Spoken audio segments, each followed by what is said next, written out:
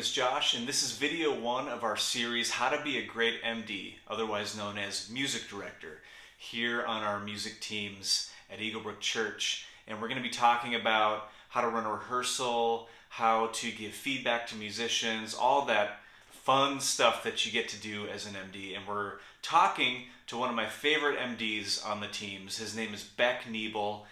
He's incredible. He's such a good musician, such a good communicator. He's been an MD at Eaglebrook for a long time, but he also has a pretty big background in music outside of Eaglebrook. He's a producer, engineer, songwriter, works with a ton of artists, and has a lot of expertise when it comes to music stuff.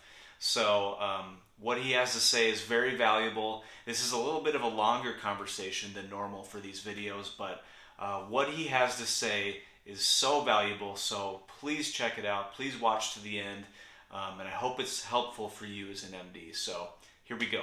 So before you became kind of more of a regular MD at the campus I lead at, I was a fresh worship leader, and I didn't really have a lot of experience, and the thing that terrified me the most was leading a rehearsal and leading musicians and communicating musically. It terrified me. It's so hard to do. I feel like I would hear musicians do wrong things every once in a while, but I would know they're wrong in my head, but I wouldn't know how to communicate to make it better. Mm-hmm. You know, like whether it's the drum groove being off or the guitar player's tone being too wet or whatever the thing is. Yeah. And so I had a lot of struggle trying to figure that out. But then you came on the scene, and from week 1, it was an immediate difference. Just the way that you communicated, the way that you know music and how to communicate that and give feedback really well. So I guess what I want to know from you is what is your idea of what it means to be a good MD as it pertains to leading a rehearsal? Like, what's your process? How do you prepare? All this stuff, as you hear me say that, totally. What comes to mind for you? Yeah, well, I think a good MD is someone who is a safety net for the worship leader, mm-hmm. and a safety net for the band. That if somebody shows up not knowing everything or forgetting something, like that, I know enough of what they're doing to be like, hey, maybe it's like this, or I know enough to be like, maybe we need to listen to this song again. Yeah. And that a worship leader, especially somebody who's maybe not as musically inclined or doesn't play an instrument, can walk in and feel comfortable, like it's going to go okay, and it's not going to fall on their shoulders, because it shouldn't. Right. If you're not a musically inclined worship leader, you're a great singer, but you can't play guitar, it's great. Yeah. But you shouldn't have to worry about the band playing the right things and trying to communicate to them. But even as someone like you that is a good musician and can play your instrument, you are singing the song. Mm-hmm. Like, you're playing and singing, and that's enough brain power in a rehearsal, even on songs you played 100 times. That for you to then also be communicating to the band and looking around and making sure people do their jobs. Yeah, because when you're singing, I've noticed this as I've transitioned to playing more guitar on the weekends rather than leading worship. I'm listening to the band so much more intricately than I was before. Like when I'm singing the song and thinking about leading a congregation, like I'm not even thinking about... Right, you shouldn't have to worry about that. That's why the MD exists. So you don't have to worry about the band. Doesn't matter how good you are as a worship leader or musician, you should not have to worry about the band. You mentioned safety net. That's actually very interesting for the worship leader. So basically what you mean is like all the stuff we just said, like so the worship leader can focus on the song, focus on the leading. But I also thought about, because I feel like maybe we've run into this a couple times where maybe I have an idea of something and maybe you don't agree with it, or like, I don't know, whatever. You have a different idea of what the leader thinks they want. Mm-hmm. So how does the safety net theory work for that? Like, do you have to succumb to their idea and like back off on yours to be the safety net, or to be Like, do you know what I'm trying to say? I mean, so if you have an idea for a song that you want to try something, and I'm not so sure about it, or I have a completely different idea. Yeah. Even if, like, you know for a fact that my idea is not a good idea. Yeah. Like, what do you do in that moment? I mean, I know that I don't always do this, but I know the right thing is you should try everybody's ideas if you have the time. Yeah. If somebody feels strongly enough about something in a song that they speak up and say, we should try this. Yeah. Don't like try to fit it into your mental model of what the song sounds like. Right. Just play it. Yes. Just play it. Mm-hmm. I know that I've done this to people. I know I've done it to Bryce and told him no. Sorry, Bryce. That's a difference. He deserves it. He doesn't deserve it. I know. I was kidding. Everybody's ideas, for the most part, should be tried out. Right. If you have the time. Yeah. And, then maybe it's a conversation. Maybe it's a vote. But it doesn't. Usually people can feel it. Yeah. Usually if it's like, no, I want to, do hits here. And I'm like, absolutely not. We'll try it both ways. Yep. And usually it becomes clear, or you ask front of house engineer what they like best, and you go with that, because it's just one weekend. Yep. And it's just one part of one song, and people are still going to worship and sing whether there's hits at one part or not. Yeah. Yeah, I thought of two things. The first thing was, we talked about this before we hit record, but there are some MDs or even some worship leaders that will like before you start the song in rehearsal, they'll go through the arrangement. They'll talk about what they're going to do. Say, okay, here's the intro, we'll do this. Here's verse 1, chorus, blah, blah, blah. And then at the end, let's make sure we do this. But we were kind of talking about a different approach, which is, let's not say anything before we start the song. Let's actually just play it. Yep. And do you think that kind of gives everybody a better idea of, okay, we get what this is? Yeah. I think if there's something about an arrangement that you want changed, if the band hasn't heard about it by rehearsal, it's maybe too late. It depends on your band. It depends on their capacity for that kind of thing. Right. But you should load up your email with the things you want to change. Maybe think about how many things you want to change. Mm-hmm. Put it in your email to the band that comes at the start of the week. Yeah. And then by the time you're at rehearsal, you need to just start rehearsal trusting that your band's going to get it. Yeah. Even if you're like, oh, that guy's going to do that thing. Mm-hmm. Like the guitar player's going to have 12 delays on. And I need to just start the song, play the song. Yep. And if something needs to change, then you talk about it after you play it once. Yep.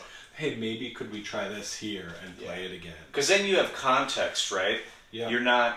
The more that you communicate before you play the song, the more we have to think about things. Mm-hmm. Whereas, let's just play it, and then you know how it feels. Right. And the musicians probably have a pretty good idea of what they did wrong most of the time. Well, most of the time, and that's a big part of it. That's a big part of the, as an MD, you don't have to... Every single mistake somebody makes, no. Yeah. Don't touch it. Somebody plays a wrong note, no. It doesn't. Yeah. They know that they played a wrong note. Right. They should know it. If they do it again, maybe give them a look. Yeah.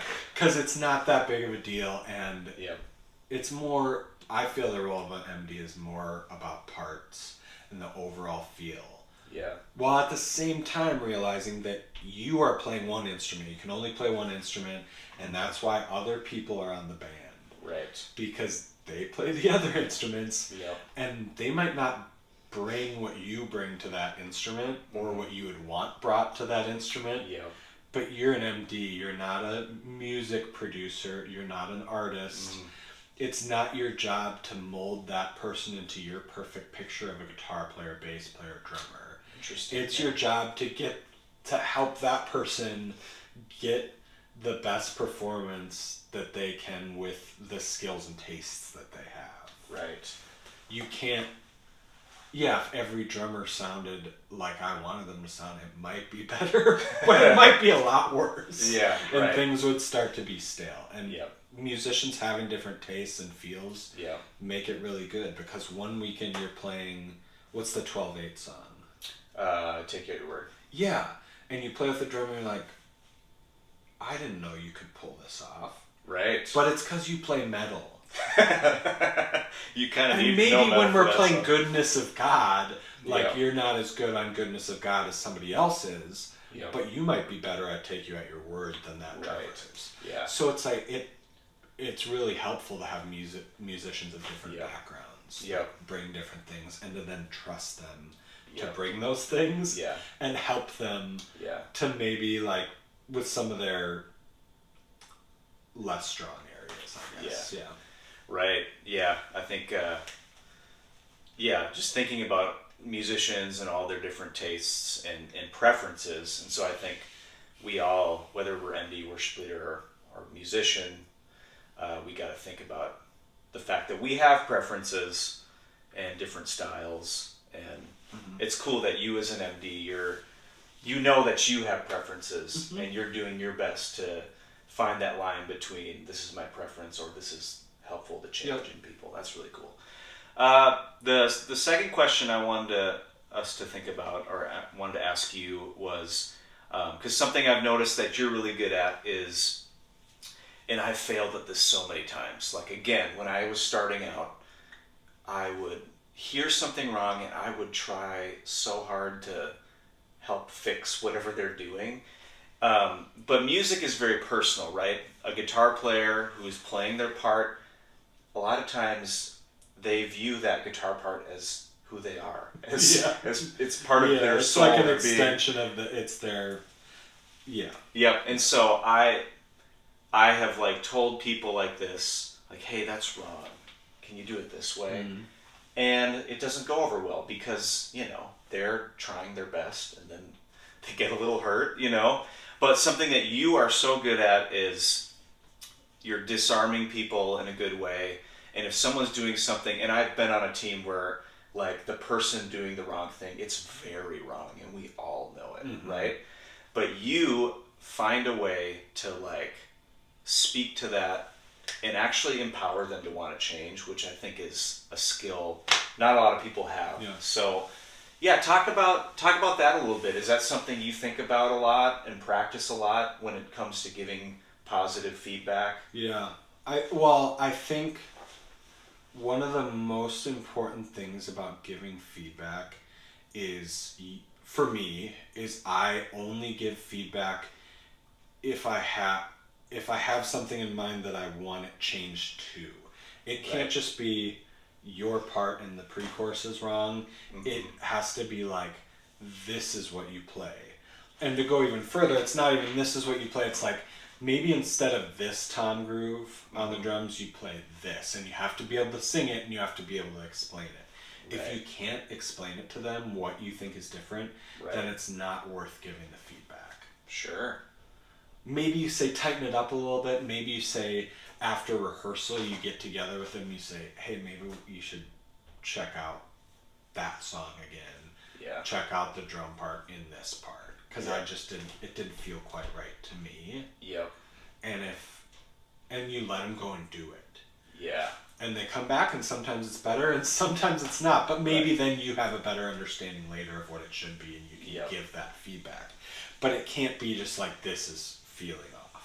Right. That's not feedback. Feedback is, oh, the kick should be four on the floor here. Or, oh, like, your guitar part, you're the lead line here. You shouldn't be playing chords. You should be playing the lead line. Right. I keep giving drummer examples because I'm hard on drummers. Well, you're one of the few people I actually trust to give drum feedback. I never give feedback on drums unless it's wildly off because I'm the typical worship leader that's like, can you do more of like a boom, boom, boom, like, the worship leader drum talk. But the way you do it is just so concise and. Well, I think another important thing too is, and this is a harder thing to explain to somebody else, but I generally know when something is something I need to give somebody feedback to immediately in the moment. Let's say we finish the first song in rehearsal and I'm like on the mic, hey, can you change this, Josh? Versus after rehearsal. Right. Versus private feedback, and that's a big difference. I think I would choose private feedback always if I could, but it doesn't always make sense. Sometimes it's like, we're at rehearsal, we need to get the song right, or it's wrong enough. Something is wrong enough that we're going to need to do it again in my head, so I need to give the feedback there. If it's like a small thing, just save it. Yeah. Save it and tell them later. Right. Yeah. That's cool. Yeah, so there's all kinds of different ways to do it. There's private, there's in the moment. Basically, though, you always have to be aware of the situation. You're listening, and that's all really great stuff. And I think what it does is it creates, even if the musician that you're giving feedback to doesn't adapt, doesn't want it, or doesn't change, whatever, what you're doing is creating a culture of excellence and good feedback. And at least at the Anoka campus that we play at a lot, I mean, that's a thing that we value, because you value that as a music director, and that gets felt at the place we do work. So Oh, I have one more thing about feedback is you have to be able to assess a musician's tolerance for feedback. Sure. Because there's plenty of people that I would give, I shouldn't say it that way, there's plenty of people I'd give 5 pieces of feedback to every weekend, but there's those times where somebody's struggling, and you could specifically point to 5 spots across a set that you're like, this is wrong, this is wrong, this is wrong, this is wrong. You can't bombard people. You can't, like, there is a point where feedback becomes attack. And it becomes detrimental to a person. It's more important that they feel okay than it is that they play perfect. And yes, we want them to get better, but it's about maybe choose the one solid thing that you want to give feedback on and just leave the other things out. Yeah, kind of going back to, like, it's personal for a lot of people. So I think the first step of anybody getting better is that they feel safe in the environment. So that's really good. I'm glad we ended there. We'll have to do more of this stuff, because this is really great. Good. So we'll do a part 2, maybe a part 3 of some sort. Part 2, baby. How to be a great music director. How to slay on stage. Goblin mode. Goblin mode. We don't know what it means, but it empowers us. Thanks for watching. Hopefully it's helpful. Stay tuned. We put content out every month on this channel, so keep coming back. See you next time.